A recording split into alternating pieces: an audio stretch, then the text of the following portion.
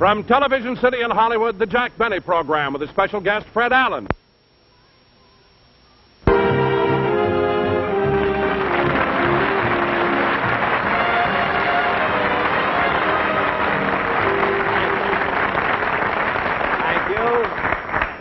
Thank you very, very much, ladies and gentlemen, and welcome to the Lucky Strike program.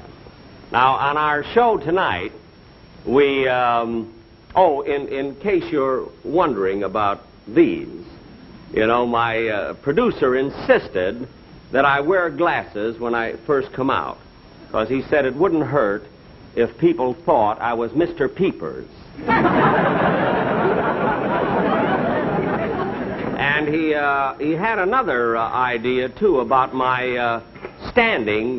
He made this suggestion, you know, that I stand in the center of the stage, you see, and then sometime during the performance, a big 2-ton block of cement should fall down and hit me on the head, see? He felt that this would appeal to the people who watched You Asked For It. For thousands of requests, you know. But on my show tonight, ladies and gentlemen, as you probably know, my guest star is Fred Allen. And a lot of people think, of course, because of this feud that's been going on for so many years, that Fred and I are enemies, that we hate each other. And this isn't true at all, because Fred Allen and I are the best of friends. Well, maybe I'm overdoing it. You know what I mean? Just a little bit. I wouldn't say that we were the best of friends. You know, I would just say that we, let's say that we're friends. You know, just friends. Of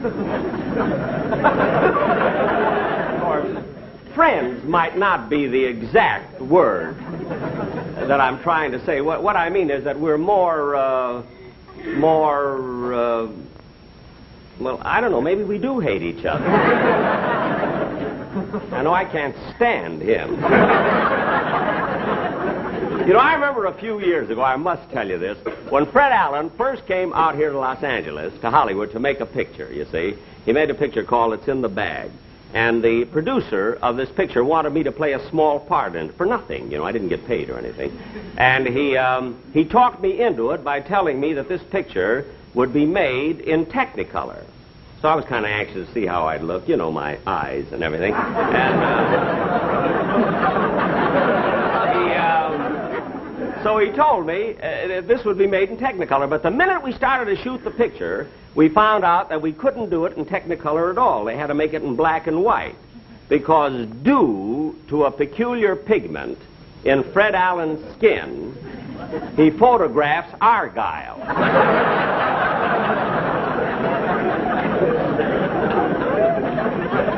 I remember twice in the dressing room I put my foot in his mouth. But what a character that Fred, what a face on Fred Allen. With those bags under his eyes, he looks like a short butcher peeping over 2 pounds of liver. But anyway, tonight, after our television show, the one we're doing now, I'm flying to San Francisco because I'm opening tomorrow night at the Kern Theater for 3 weeks. I'm playing a theater for 3 weeks.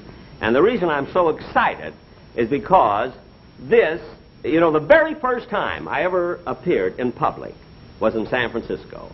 I remember I played my violin, you see, and this was, years ago. I forget just where. I know it was right in the shopping center of San Francisco. I think it was on the corner of Market and Taylor then. I understand there's a theater there now. But anyway, when I was playing Benny, that's enough the violin at this... Raleigh, Bill, will you bring the boom in a little closer so we can get the extra scenery right behind you? Good. What is it? What's the trouble? I mean, what's wrong? Oh, you won't have to go over your monologue anymore. That's fine, Mr. Benny. The length's just right. Excuse me a minute. Fellows, will you cut the house lights in back, please? Clear down. Well, look. I mean, you mean I don't have to rehearse any longer? No. Well, if I don't have to rehearse the monologue, maybe I can rehearse the sketch that I'm to do with Fred Allen. Oh, no, we can't go over that either because Mr. Allen hasn't arrived for rehearsal. How do you like that?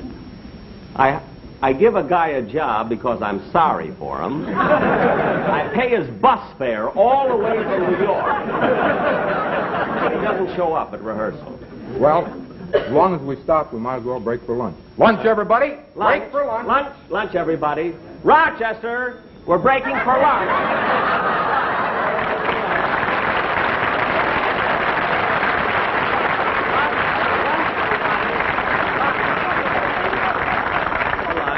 How's everything? You got everything? Just fine, just Fine, fine. What do fine. you have, boss? No, wait on the customers first. And then Ham and cheese. ham and cheese, yes, they're very, very good. That's it. See if the orchestra wants something, too. Remley, you want a sandwich?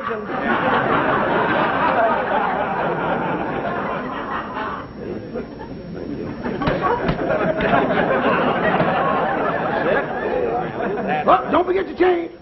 There you are. Rochester, look, I want to ask you something. Why do you put so much ketchup on the sandwiches? Well, that was an idea of mine to drum up more business. Well, how would ketchup give us more business? Well, I figured if some of it dripped on their shirts, we might get to do their laundry, too.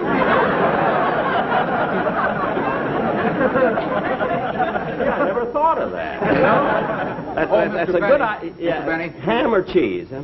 I had my lunch, thank Oh. you. I just wanted to tell you that as long as Mr. Allen isn't These are here... good, Not you know. spicy Oh, I enough. see, I see. As long as Mr. Allen isn't here, we might as well skip the dialogue rehearsal, and we've got a lot of work to do with the lights anyway, so we won't need you for probably 2 hours. 2 hours. Rochester, look, I had an appointment with my sponsor at 4 o'clock.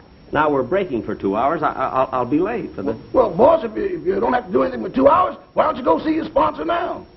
Hey, maybe I'll do that. You know, this is the day that he picks up my option for next year. you Fix know? up your There's option. nothing to worry about, Rochester. You know, it's just a formality, that's all. You know, he just wants to be sure that he's got me. You know, you know, for next year, that's all. So I'll run along and see him. You sell all the sandwiches and everything, huh? Don't Okay. forget. Oh, by the way, Rochester, while you're selling the sandwich, give him a sort of a floor show. You know what I mean? Sing and dance or something, and that way we can get the cover charge, too, you know, for the...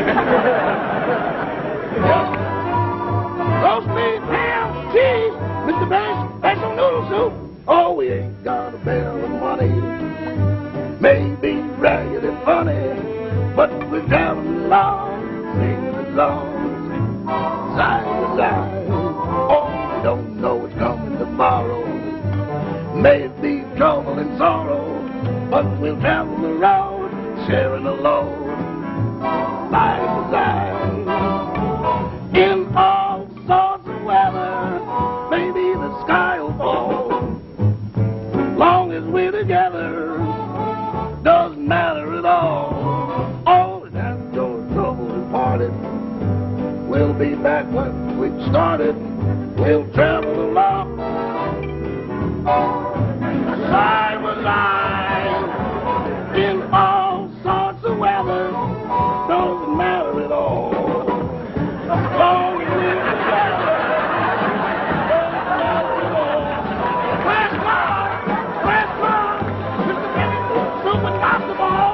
Last call, oh, we'll travel along, singing a song, side by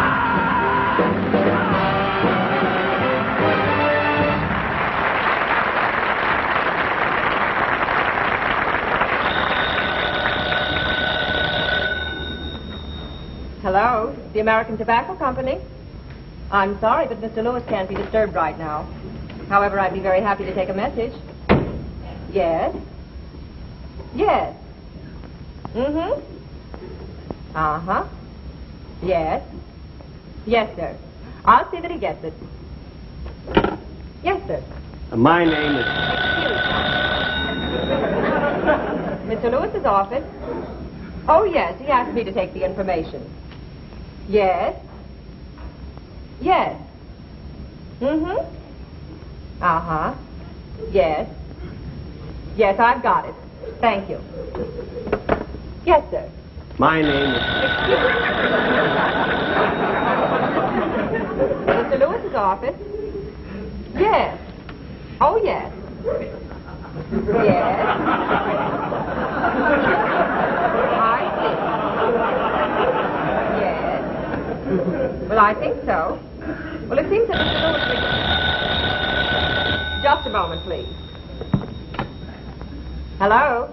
My name is Jack Benny. I'd like to speak to Mr. Lewis, please. I'm sorry, Mr. Benny, but Mr. Lewis can't be disturbed right now. Can he call you back? Call me back? Yes. Are you at home or in Palm Springs? I'm in Stockholm. Smorgasbord 8321. Look, miss, I've been trying... Oh, Mr. Benny, I'm terribly sorry. All right. I have an appointment with Mr. Lewis. Could I see him? No, I'm sorry, Mr. Benny, but Mr. Lewis has someone in his office right now. He left orders not to be disturbed. Do you mind waiting? No. Not at all. May I have Mr. Lewis call you back, please? Thank you. See, Mr. Lewis is picking up my option today. That's nice.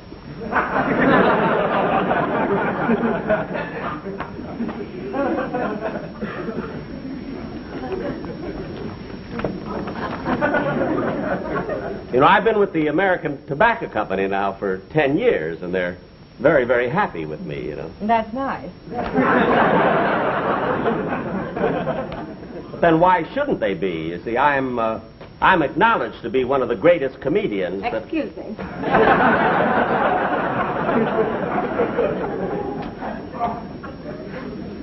Yeah, I hope he doesn't keep me waiting too long. I don't want to miss my rehearsal.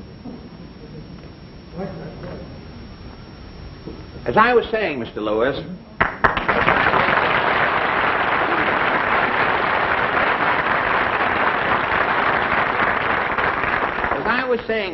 it isn't that I want Mr. Benny's job, you understand. It's just that the time has come to have you put him out to pasture. Put him out to pasture? Yes, for 30 years, Benny has been milking the same jokes to an audience that is not contented. Now, think it over, Mr. Lewis. Well, I don't know. Taking a man like Jack Benny and putting him out to pasture, do you think it'll work? Why, of course. Look, if Benny can spend the last years of his life around anything green, he'll go for it. Take my advice, Mr. Lewis. Let him go. I'll take the show over and finish the season for you. But I can't let Jack go like that. Besides, we've given him a contract. Mr. Lewis, you are a shrewd businessman, Mr. Lewis.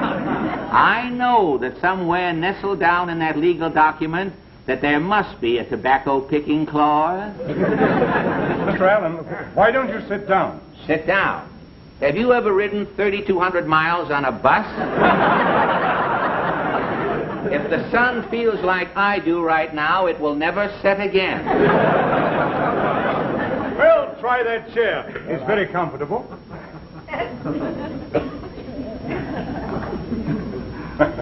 No, before I'd make a change, I'd have to be sure it was one for the better. Now tell me, have you any television experience? Nobody has. Even the voice of experience has no television experience. But I have studied the medium thoroughly, Mr. Lewis, and I see television as a small screen, and every performer must confine himself to a small area in the screen, you understand? And I've been training for that. I am ready for television because I have been rehearsing inside of a Bendix washing machine. Inside a Bendix washing machine? Yes, sir. And to make a popular slogan even more popular, now the tide's in, let's let Benny out. Mr. Allen, may I ask you a personal question? Why, of course.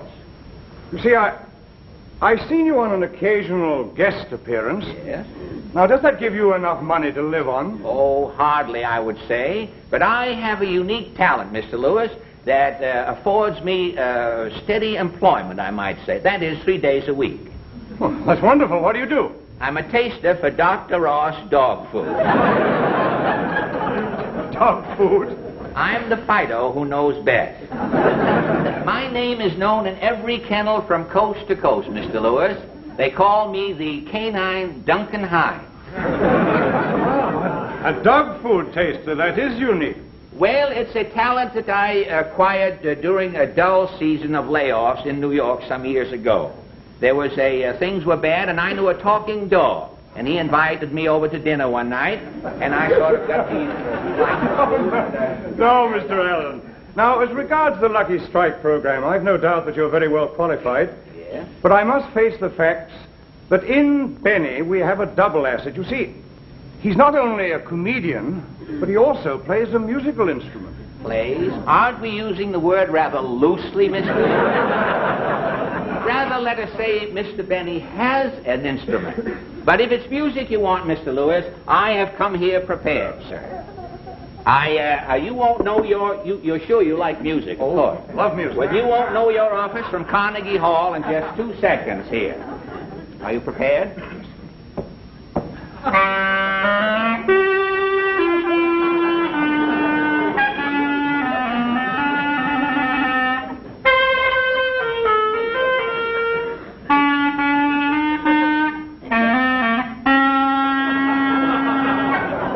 Well, there you are, Mr. Lewis. You have all of my qualifications. Now, if you will guarantee to drop Benny's option and make me the star of the show, I will not only do a better job for Lucky Strike, but I will give you a program with no loose ends. You said no loose ends. Loose the secret ends. words. The secret words. The secret words, and the $100 is yours. Say, does Groucho know about this, does he? Groucho installed it for me. Oh, I see.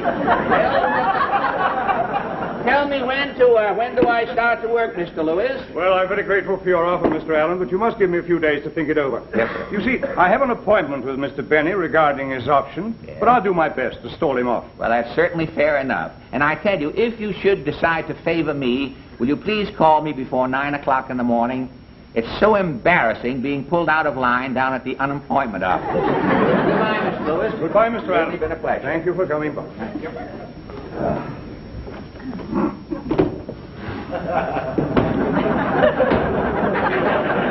What's the matter, Mr. Allen? It's Benny. He's outside there. He can't see me in here. I'll hide in the closet. No, not in that closet. Go in that one there. Oh, what's the one over? That's right. Say, I may be in here for some time. Have you got a light? Oh, why, yes, sir. I'm ready to work for the company. I'm smoking the cigarettes already. Just There we are. Did you get it? Yes, I have.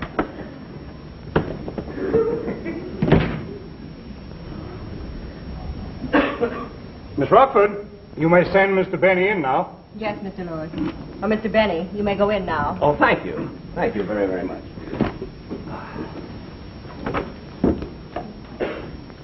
Well, hello, Mr. Lewis. Hello, Jack. How are you? May I take that? Yes, Sit sir. down, sit down. Oh, thank you very much. You know, Mr. Lewis, I'll never forget the very first year that I ever worked for you. You know, when option time came along, I was a nervous wreck. But now, I don't know, it's just a formality. It doesn't bother me at all. I just come in, you sign the contract, and that's that. It's been a wonderful association. Yes, it has been. Ben? Oh, Ben. Ben, yes, it has. And I'm fully convinced that it will continue to be. It's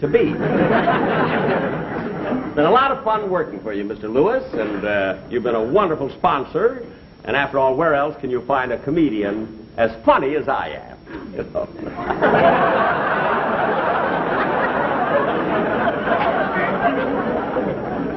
Now, Mr. Lewis, Mr. Lewis, I do think that... I have the options you wanted to sign today. Oh, the options. Yes, Good, yes, good. yes. That's splendid. The options.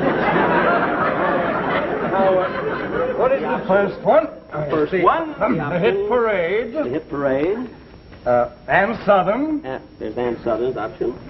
That's Robert right. Montgomery. Robert Montgomery. Now, you'll see these are put in the mail so that they can be countersigned. Yeah, but where's mine? Yes, look, sir. look, Well, I know, but where's Jack, my well, option? Look at, but my option, look at, I came up here to sign an option. I mean, let's get this over with, Mr. Lewis. Let's have no loose ends.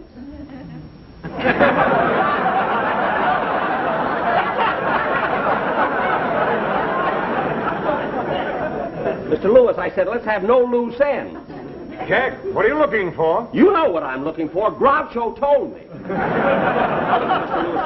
Where's my contract? I came up here to sign a contract. Now, where is it? My desk alone. What do you mean? But it should be in the... Mr. Lewis, what is my contract doing in the wastebasket? It must have blown off my desk. You see, when the window's open, there's a strong wind from the northeast.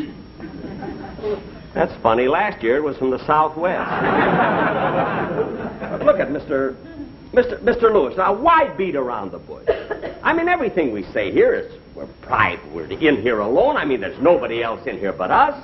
Jack, regretting your option... What? I mean, regarding your option... Yes. I must have a little time to think it over. But I can't understand why you're hesitating, Mr. Lewis. I mean, I don't know. Something tells me that you must have someone else in mind. And I don't know. I don't know why you keep doing that to me. After all, I've been with the American Tobacco Company for a long time, and I'm not as young as I used to be. That's true. You were 39 when you joined us. That's right. And I've done a great job all these years, Mr. Lewis, for the American Tobacco Company. I don't know. I've worked hard. We've had wonderful shows, and I've sold the product. And twice I let you exercise the tobacco picking clause. We didn't exercise it. You held us to it. Well, I still can't understand why you're doing it. There's some reason why you're stalling. Jack, you're taking the wrong attitude. I haven't come to any decision about dropping your option. It's just that I want to think it over for a while, just for, say, 4 or 5 days. Well, all right, I'll wait.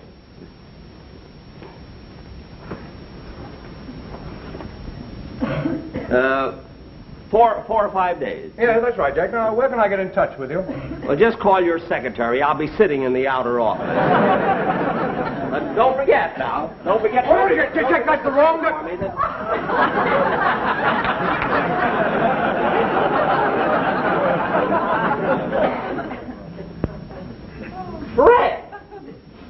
Fred Allen, what are you doing in that closet? Believe it or not, I'm playing post office. Post office? Kiss me.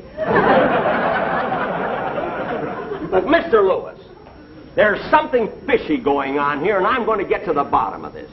What's Fred Allen been telling you? Jack, there's no need to get excited. You know the entertainment business is very competitive. Oh, so it's competitive, huh? So that's it. Fred Allen, you ought to be ashamed of yourself, coming in here and trying to get my job away from me. Well, gee, Jack, I had to do something. I've eaten so much of that dog food, they've written a song about me being in a window. Well, I still say you ought to be ashamed of yourself. Well, I guess I am a heel, Jack. But always remember, next to a heel, you always find a good soul. And I'm quoting from that famous poet, Tom McCann.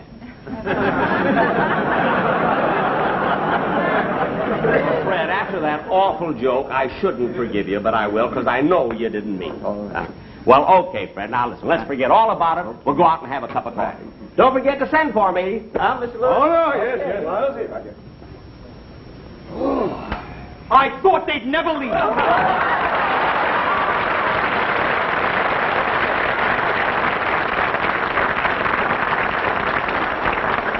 Mr. Lewis, now that they've gone, let's talk business.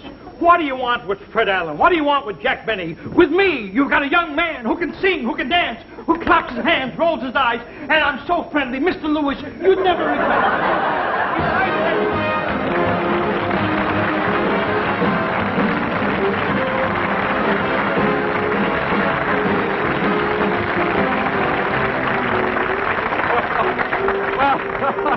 Jack will be back in just a moment, but first, a word from Dorothy Collins. Thank you very much, ladies and gentlemen. Naturally, we were only kidding about my sponsor not picking up my option, because I am signed with the American Tobacco Company until I am 40. They didn't know what they were getting into. Oh, Fred Allen, come on out here, will you, Fred?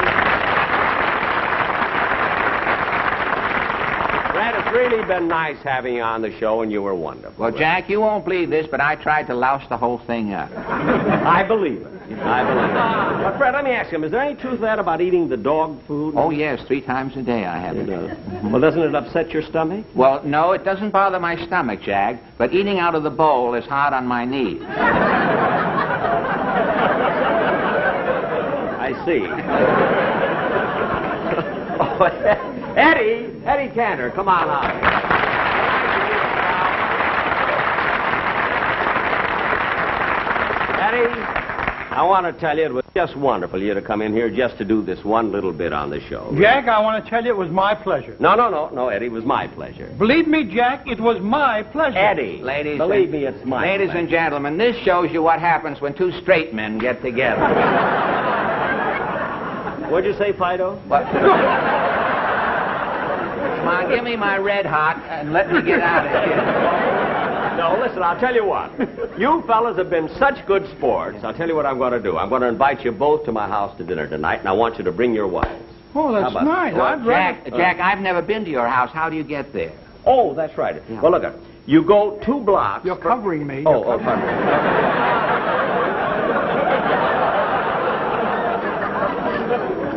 You go, Eddie, Fred. You're Eddie. My name is Sam. No, this is Fred. This is Fido. No, Look at Jack. Fred. Look at. You go 2... You want to know how to get to my house? Yes. Now, you go 2 blocks to your right till you come to the California Bank, California you see. Bank. Then you go 4 blocks to your left till you come to the Bank of America. Bank you of see. America. Then 7 more blocks to the right till you come to the Citizens National Bank, you see. Then you keep going